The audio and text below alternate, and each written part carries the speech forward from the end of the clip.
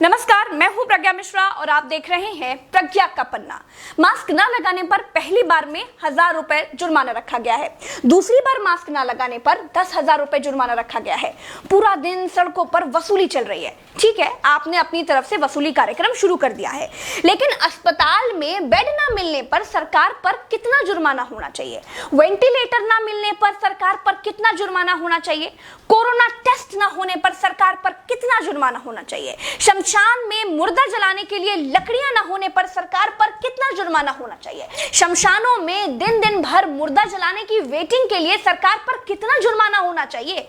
जितने मंत्री और ये मुख्यमंत्रियों ने बंगाल से कोरोना लाकर फैलाया है, उन पर कितना जुर्माना होना चाहिए? बंगाल में बिना मास्क महीने भर से घूम रहे नेताओं पर पर डे के हिसाब से कितना जुर्माना होना चाहिए? क्या सरकारों की कोई जवाबदेही बची है देश में?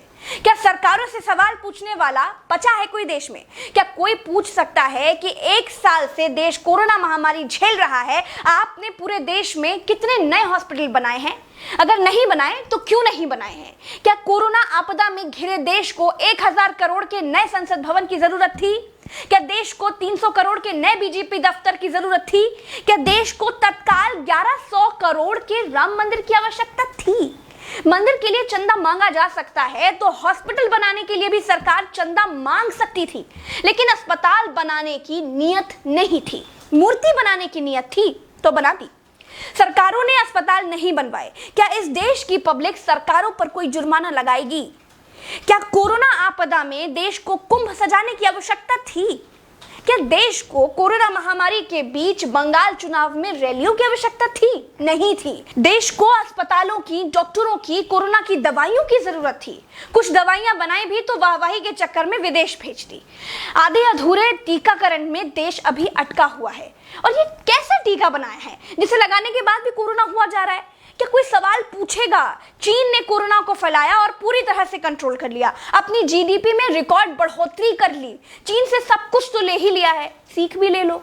देश में सब आत्ममुग्धता के शिकार हैं। सबको अपनी अपनी तारीफ चाहिए। कुछ ने तारीफ के लिए तो फौज पाल रखी है, और जिनका मन फौज से भी नहीं भरता है, उन्होंने तारीफ के लिए सूचना और जनसंपर्क विभाग बना दिए हैं। गाते रहिएगा ना, जनता का बैंड तो ऑटोमेटिक बज ही रहा है। जिनके अगल बगल से कोरोना से लाशें नहीं उठी है ना, वो मेरी बात को नहीं समझ पाएंगे। जो कोरोना की पीड़ा से गुजरे हैं, जिन्होंने कोरोना से मरे हुए लोगों को शमशान में जलते देखा है, जिन्होंने कतार में लंबी लाशें देखी हैं, वो जान जाएंगे कि मैं क्या कह रही हूं और क्यों कह रही हूं। चलते हैं। राम राम, जय हिंद, दुआ सलाम।